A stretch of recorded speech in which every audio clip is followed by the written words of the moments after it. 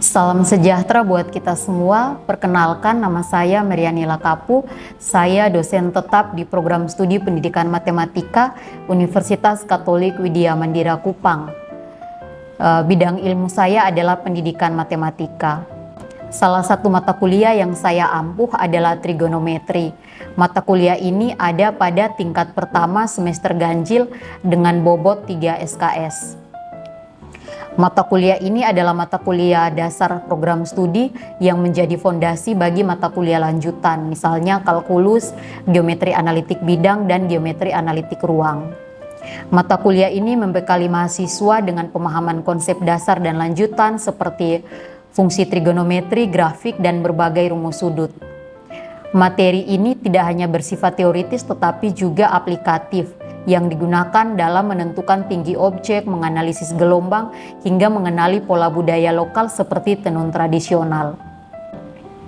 Kemampuan yang diharapkan ketika mahasiswa selesai belajar tentang mata kuliah ini adalah mahasiswa menjadi pribadi yang bertanggung jawab dalam belajar dan menyelesaikan masalah secara mandiri.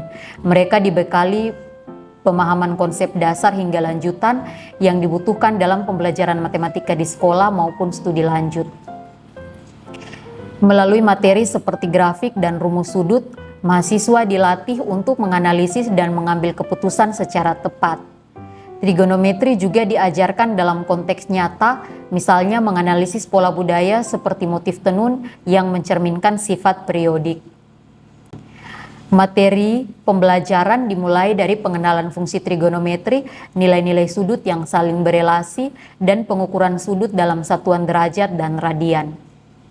Selanjutnya, mahasiswa belajar menggambar dan menganalisis grafik fungsi sinus, kosinus, dan tangen.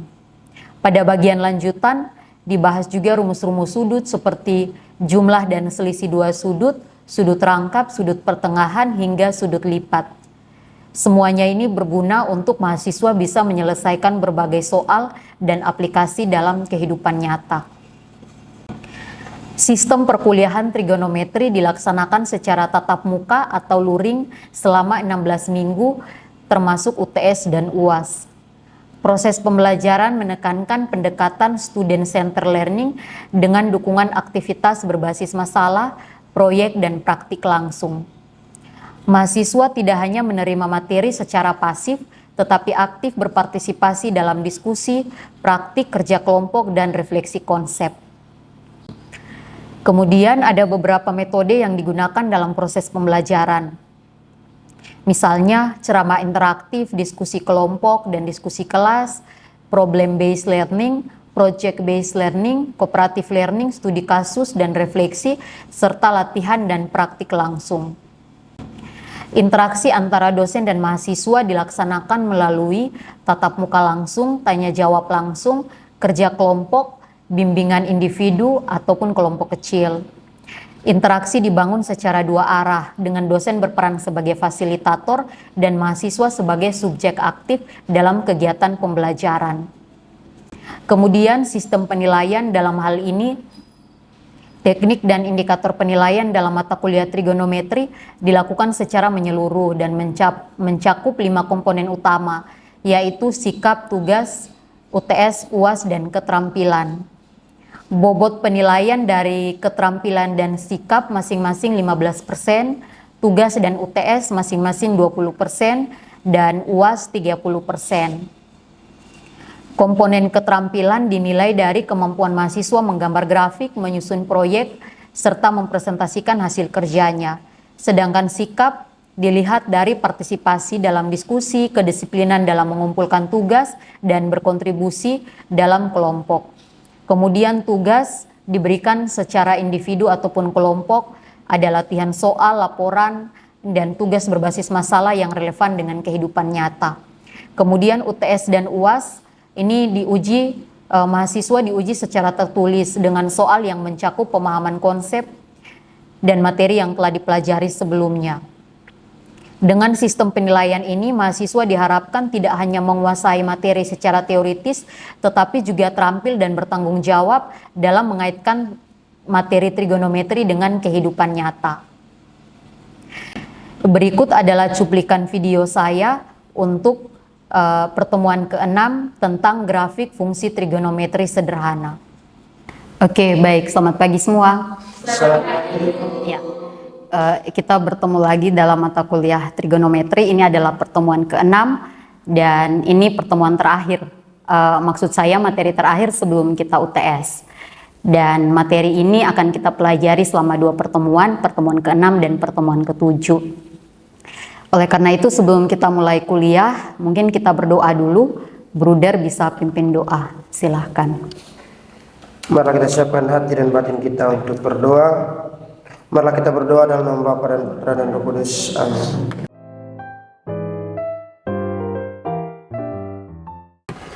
Oke, jadi ini grafik fungsi trigonometri sederhana. Nanti minggu ini kita hanya fokus ke grafik sinus, kosinus, dan tangen. Nanti minggu depan kebalikannya. Ya, masih ingatkan kebalikan dari sinus? Masih. Ya, apa kebalikannya? Kosekan. Oke, kalau kos? Sekan.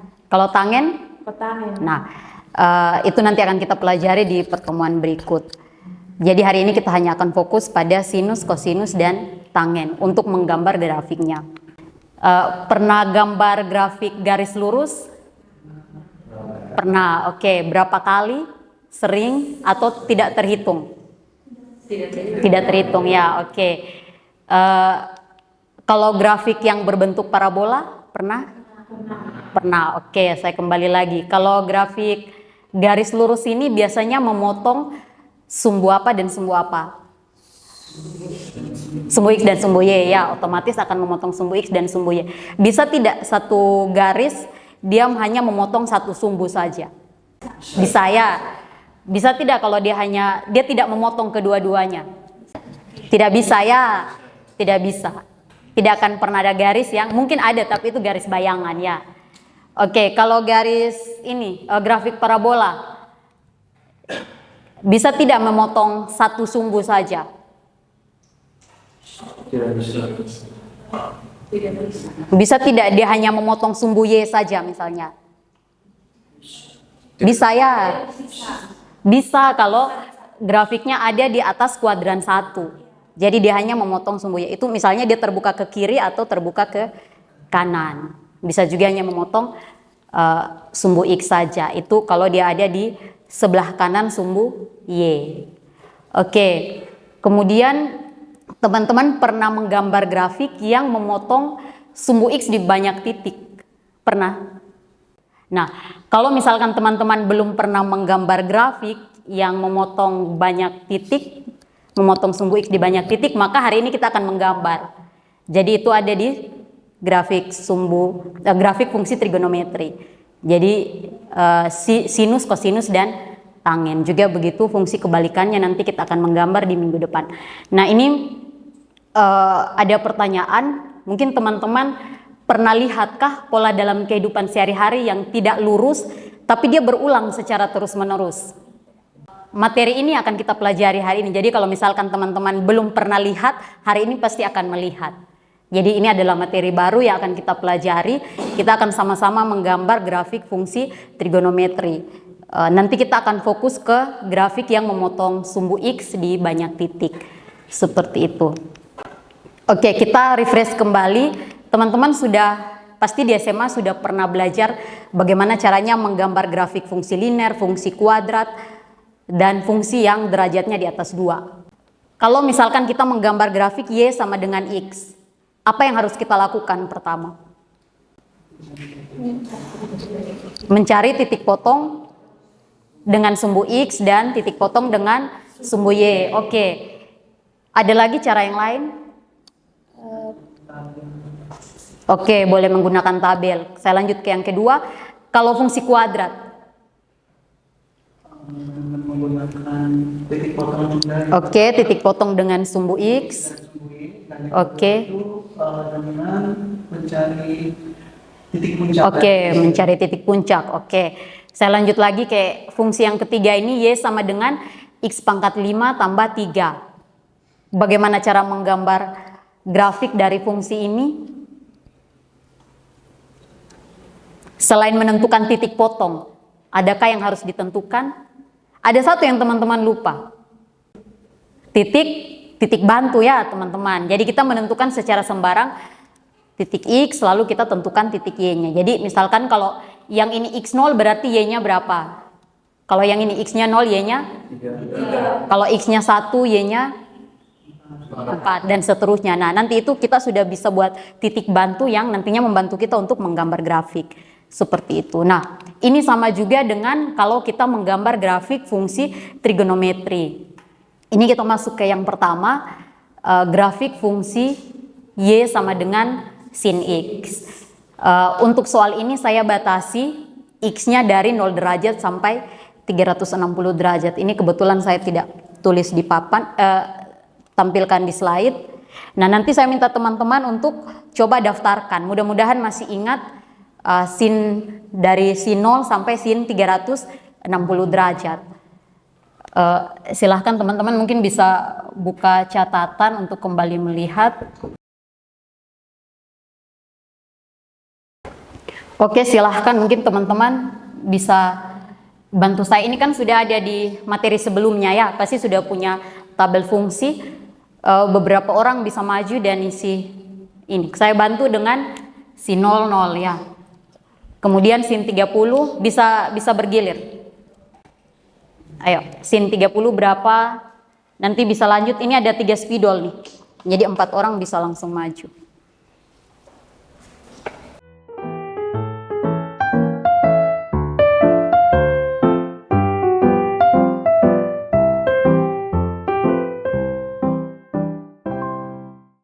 Oke, terima kasih. Ini ada yang salah?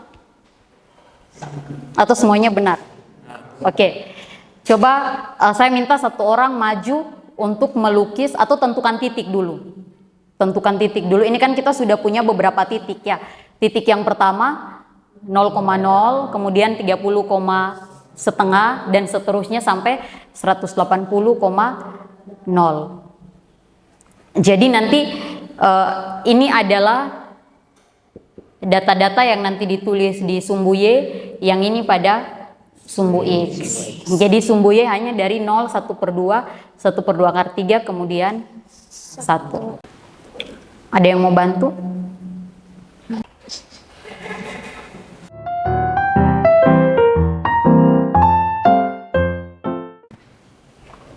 Jadi ini adalah grafik trigonometri untuk fungsi Y sama dengan sin X. Nah, ini X-nya kita batasi dari 0 derajat sampai 180 derajat. Nah, ini kalau misalkan mau kita lanjutkan lagi sampai tak berhingga, grafiknya seperti yang ada di slide. Ini saya coba pakai GeoGebra. Jadi kalau misalkan kita gambar di papan mungkin tidak cukup ya, karena space-nya kecil. Jadi dia berulang. Dia seperti bergelombang. Jadi kalau misalkan kita ambil yang positifnya saja, dia startnya dari 0,0. 0,0 terus dia ke puncaknya adalah 90,1, kemudian dia turun lagi ke 180,0, nanti dia akan ke bawah lagi yang negatif. Ini kebetulan yang negatif tadi tidak dipakai, jadi yang lebih jelas seperti yang ini. Nah, teman-teman juga bisa akses melalui GeoGebra. Sudah punya aplikasinya? Sudah. Atau ya ini juga bisa diakses secara online ya, jadi lewat HP juga teman-teman bisa akses. Jadi tapi minimal kita sebagai calon guru matematika harus tahu cara manualnya. Oke, kita lanjut ke grafik yang berikut, yaitu grafik kosinus. Ini caranya sama. Saya minta beberapa teman maju dan menuliskan ini. Kalau tadi sinus ya teman-teman, ini yang berubah adalah Y-nya. Sin kita ganti dengan cos, dan tentunya ini isiannya pun berubah.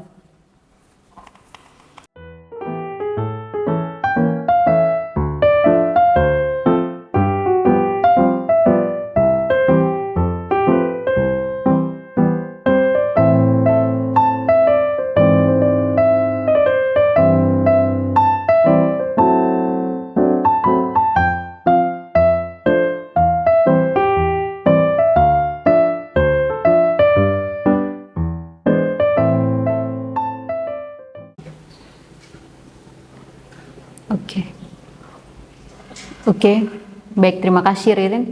Teman-teman, apakah grafiknya seperti ini? Ya. Benar ya. Nah, kalau misalkan kita pakai GeoGebra ini teman-teman bisa perhatikan di HP atau bisa juga di slide. Nah, ini kalau 180 berarti dia dari 0 sampai pi ya. Kan pi 180. Ini kebetulan skala yang saya pakai adalah 0, pi, 2 pi dan seterusnya. Jadi yang tergambar di papan tuh seperti ini. Jadi dia bukan seperti garis lurus, tapi dia kayak bentuk gelombang seperti itu. Nah, sekarang teman-teman kita bisa perhatikan di slide karena yang di papan sudah dihapus tadi yang gambar scene-nya. Yang ungu ini adalah kosinus, yang merah adalah sinus ya, sinus X dan kosinus X. Nah, ada yang bisa bantu saya jelaskan apa bedanya grafik kosinus dan grafik sinus, khusus untuk cos X dan sinus X. Ririn? Yang ini kosinus, yang merah sin. Kalau cos tuh mulai dari 1. Oke, mulai dari Y-nya ya. Y-nya mulai dari 1. Kalau sin? Mulai dari 0 ya. Jadi sama bentuknya, tapi kalau grafik kosinus dia akan memotong di titik 0,1 ya ini. Kalau kita bicara dalam koordinat kartesius itu titiknya harus berupa pasangan berurut. Jadi ini adalah titik 0,1, ini adalah titik 0,0. Bisa bedakan ya. Jadi yang membedakan antara kedua itu adalah titiknya. Jadi kalau kosinus dia startnya dari atas gitu. Kalau misalnya kita lihat dari yang kuadran yang positif saja untuk X-nya. Kalau sinus dia startnya dari bawah. Dia bawah dulu naik, baru turun ke lembah, naik ke puncak, dan seterusnya. Oke, sampai sini bisa paham? Oke, kita lanjut ke tangen, tapi tangen nanti dengan cara yang sama, kita akan hasilkan grafik, tapi kita coba langsung ke GeoGebra. Coba teman-teman mungkin bisa langsung input, hal sama dengan tangen X. Jadi kalau di GeoGebra ini misalkan teman-teman sudah masukkan fungsi f, itu adalah sin X, kemudian teman-teman mau menulis fungsi yang lain lagi, jangan kasih nama yang sama, jangan kasih nama fungsi yang sama, misalnya f lagi, karena nanti dia akan berubah. Kalau misalkan teman-teman mau membandingkan beberapa grafik. Nah, yang ini sudah terlihat seperti S, grafiknya seperti S. Ya, ini tak terbatas nilai X-nya atau sudutnya. Jadi mudah sekali kita membandingkan antara grafik tangen dan juga sinus kosinus ya. Kalau sinus kosinus kayaknya agak gampang-gampang, susah-susah gampang ya. Kalau tangen sepertinya bisa langsung dibedakan. Oke, seperti itu nanti teman-teman coba, jangan lupa cara manualnya. Sehingga ketika besok lusa di sekolah, ketika ditanya oleh siswa, teman-teman juga bisa menjelaskan. Ini cara manualnya tuh seperti ini. Kita coba ke fenomena nyata dulu. Jadi ada beberapa kejadian di sekitar kita yang menggambarkan atau yang gambarannya tuh seperti grafik sinus, kosinus dan juga tangen. Yang pertama gelombang laut. Nah, teman-teman perhatikan, kira-kira mungkin ada yang bantu saya menjawab, ini menggambarkan fungsi apa? Sinus, kosinus, tangen? Sinus, kosinus, teman-teman perhatikan dia mulai dari bawah, apa dia dari atas turun ke bawah? Dari bawah dari atas. Kalau gelombang tuh kalau kita perhatikan dari bawah ke atas ya. Ini menggambarkan fungsi sinus ya. Oke. Teman-teman pernah lihat bandul? Ini kalau misalkan kita gerakan kan dia bergerak dari titik A, B ke C, kemudian dia berulang lagi dan seterusnya kan.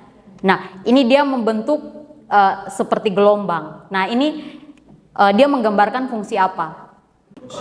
Kosinus ya, sama juga dengan ayunan. Kalau kita bermain ayunan kan nanti didorong dulu dari atas ya, dari atas ke bawah terus begitu dan seterusnya. Nah, ini dia membentuk fungsi kosinus. Jadi banyak hal dalam kita punya kehidupan sehari-hari yang bisa ada kaitannya dengan matematika. Kemudian, nah ini kayak jurang. Ya ini kaitannya dengan fungsi tangen. Jadi kalau misalkan ini 30 derajat bisa kelihatan kah? Yang ini tangen 30 derajat, yang ini 45. Jadi dia semakin ke atas, semakin menuju ke 90 tuh dia semakin mendekati asimtutnya. Jadi dia semakin curam begitu. Oke, sampai situ dulu kita ada aktivitas sedikit. Saya bagi ke 4 kelompok. Di sini saya ada sediakan beberapa selendang. Ada yang dari Flores. Ini dari mana? Lamaholo. Oh, Lamaholo. Terus ini dari Rote. Yang ini Timor. Oh, dua-duanya Timor ya ini. Silahkan 4 kelompok ini masing-masing memilih salah satu. Oke. Nah, teman-teman di kain selendang itu silahkan teman-teman lihat secara sepintas saja dengan teman-teman kelompok yang ada motif-motif yang menyerupai bentuk grafik sinus, kosinus, dan tangen. Coba diperhatikan dulu, nanti dicatat ada berapa banyak, boleh sebanyak-banyaknya. Nanti kemudian teman-teman bisa maju dan presentasi di depan. Tapi jangan lupa beri alasannya juga ya. Ya, jadi ini mungkin sambil teman-teman mengerjakan aktivitasnya atau tugasnya, saya sedikit bercerita. Beberapa waktu lalu kami melakukan penelitian tentang kain tenun ini. Kami fokus ke, kalau dari timur namanya buna, kain tenun buna. Biasa kalau buna tuh yang dia timbul-timbul gitu, kurang lebih seperti itu. Dan kami fokus ke beberapa bentuk bangun datar yang ada, dan ternyata di kain tenun ini juga ada nilai matematikanya gitu. Jadi orang-orang menenun tuh menghitung. Kalau salah menghitung pasti salah bentuknya. Nah, itu berkaitan dengan bangun datar. Tapi hari ini kita belajar tentang trigonometri. Jadi sebenarnya banyak sekali hal yang bisa digali. Dari satu macam motif saja sudah menghasilkan banyak nilai-nilai matematika. Oke, kita presentasi kelompok. Kita mulai dari kelompok Lamaholot. Jadi yang kami lihat itu yang pertama kita bisa fokus ke sini. Jadi menurut kelompok kami ini fungsi sinus. Kenapa? Karena dia dimulai dari bawah. Kami kategorikan ini dia titik 0,0. Jadi dia mulai dari bawah. Uniknya ini kain, kalau misalnya ini dari bagian luar ya. Kalau misalnya kita balik ke bagian dalam, dia jadi terbalik begitu. Jadi kami menyimpulkan kalau misalnya kita lihat dari luar itu dia sinus, dan kalau dari dalam itu dia menjadi kosinus karena dia terbalik begitu. Jadi dari atas gitu, mulai dari kita kategori mulai dari 0,1 begitu titiknya. Dan sisi lain yang kami temukan di sini juga ada dia punya tangennya di sini, yaitu ini, di mana dia terputus-putus begitu, dia tidak menyambung. Sekian dari kami. Oke, terima kasih, tepuk tangan. Oke, kita lanjut ke kelompok Timor 1 ya. Oke, baik, terima kasih. Jadi dari hasil diskusi kami di sini aplikasi dari fungsi trigonometri pada kain ini kami menemukan 2 grafik, yaitu grafik sinus dan grafik kosinus. Untuk yang pertama, dia ini bentuknya gelombang-gelombang, tapi untuk start gelombangnya itu dari atas. Kita anggap ini sebagai 1, terus kalau ke sini 0,1. Jadi ini menyerupai grafik kosinus. Terus kalau kainnya kita putar, dia terbalik. Gelombangnya itu berubah. Dia dari bawah baru ke atas terus ke bawah lagi. Jadi ini bentuknya itu menyerupai grafik sin. Terima kasih. Oke, terima kasih. Kita lanjut ke kelompok Timor 2. Baik, jadi yang kelompok kami menemukan dari kain ini tuh yang bagian atas itu kosinus, dan kalau untuk bagian keduanya itu sinus. Karena yang bagian atas itu dia mulai dari atas, kalau yang bagian bawah itu dia mulainya itu dari bawah. Jadi kita anggap ini 0,1, yang ini 0,0. Terima kasih. Oh, oke. Baik, terima kasih, tepuk tangan. Jadi memang pada kain ini dia sangat singkat ya. Kayak dia kalau misalnya kita pakai batasan, dia tuh dari 0 sampai 360 saja ya. Oke, lanjut ke kelompok Rote. Ini kelompok yang terakhir. Jadi baik teman-teman, setelah diskusi dalam selendang ini kami melihat ada dua fungsi, yaitu ada fungsi kosinus dengan sinus. Di sini kita lihat ada gambar di sini, dia berbentuk gelombang, dia dari startnya dari atas dan naik ke atas lagi terus ke bawah. Ini melambangkan fungsi kosinus karena dia start dari satu. Kalau kainnya diputar, dia akan terbentuk menjadi fungsi sinus karena dia berawal dari bawah ke atas. Oke, itu saja. Ya. Oke, baik, terima kasih tepuk tangan. Oke, baik, ini masih ada tugas tapi nanti dikerjakan di rumah. Teman-teman silahkan bisa foto gambar kainnya, terus nanti coba digambar dalam bentuk grafik. Karena kalau tadi kan teman-teman hanya langsung memaparkan saja, jadi belum terlalu terlihat oleh teman-teman yang lain. Coba kita lebih konkretkan lagi, kita coba gambar di kertas. Oke, seperti itu. Ya, saya bisa menyimpulkan beberapa hal.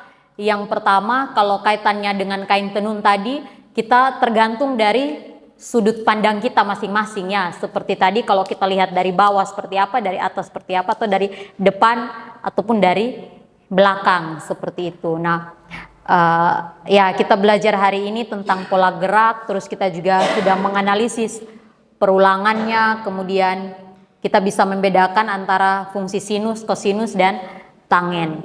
Nah, ini kita belajar dari fenomena fisik, misalnya tadi kayak ayunan, terus ombak, dan seterusnya, terus dari budaya juga.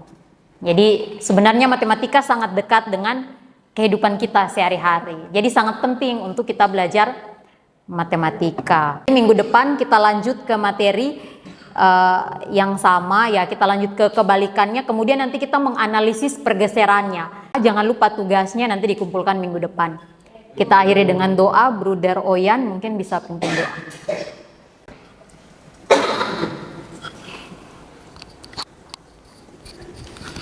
Marilah kita menyiapkan hati untuk berdoa dalam Bapa dan Putra dan Kudus. Amin.